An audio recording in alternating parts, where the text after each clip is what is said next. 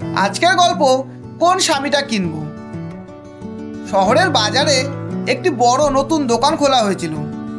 দোকানের সামনে একটি সাইনবোর্ড লাগানো ছিল, আর তাতে লেখা ছিল, এখানে আপনারা আপনাদের পছন্দ মতো স্বামী কিনতে পারবেন। দেখতে দেখতে দোকানের সামনে এক ঝাঁক মহিলা জমা হয়ে গিয়েছিল। সকলেই তাদের পছন্দের স্বামীর খোঁজে দোকানের ভিতরে প্রবেশ করার জন্য ব্যস্ত হয়ে পড়ল। ধীরে ধীরে লাইন লম্বা হতে থাকলো। দোকানের প্রবেশের মেন গেটে লেখা ছিল, স্বামী কেনার জন্য কিছু শর্ত লাগু করা হয়েছে, যেমন এই দোকানে কোনো মহিলা একবারই প্রবেশ করতে পারবে, আর সঙ্গে আধার কার্ড অবশ্যই আনতে হবে। দোকানটি 6 তলা, আর প্রত্যেকটি তলায় আলাদা আলাদা প্রকারের স্বামী পাওয়া যাবে, আর প্রত্যেক তলার স্বামী একে অপরের থেকে আলাদা আলাদা চরিত্রের হবে। প্রত্যেকটি তলায় প্রত্যেক স্বামীর চরিত্রের বৈশিষ্ট্য আলাদা আলাদা করে লেখা থাকবে।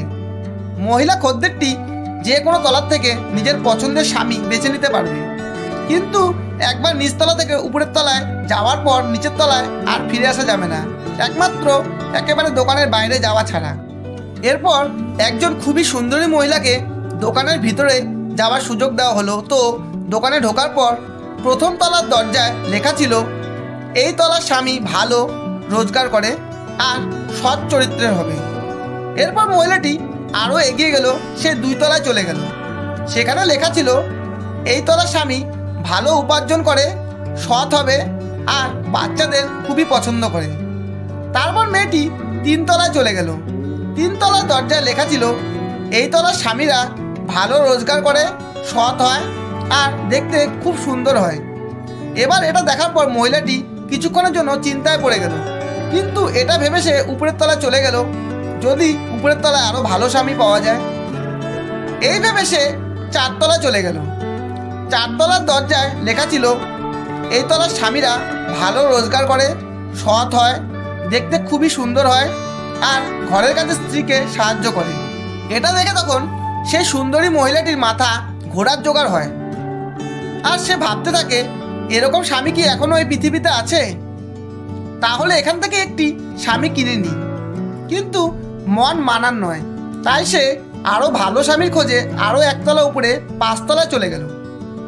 5 তলায় লেখা ছিল, এই তলার স্বামী ভালো রোজগার করে, সৎ চরিত্রের হয়, দেখতে খুব সুন্দর হয়, ঘরের কাছে স্ত্রীকে সাহায্য করে আর স্ত্রীকে খুব ভালোবাসবে।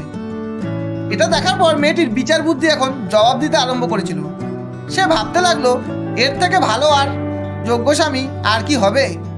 কিন্তু তাও তার মন মানল না, তাই সে আরও ভালো স্বামীর খোঁজে লাস্ট 6 তলার দিকে তার পা বাড়ালো। শেষ তলায় গিয়ে সে দেখতে পেল, শেষ তলার দরজায় লেখা ছিল, আপনি এই তলায় আসা মহিলাদের মধ্যে 5442 নাম্বার মহিলা। এই তলায় কোনো স্বামী নেই। এই তলাটি খালি এই জন্য বানানো হয়েছে যাতে সুপ্রিম কোর্টকে এই কথার প্রমাণ দেওয়া যায় যে মহিলাদের মন কোনোদিনও ভরানো সম্ভব নয়, মহিলাদের মনকে কোনোদিনও সম্পূর্ণভাবে সন্তুষ্ট করা অসম্ভব।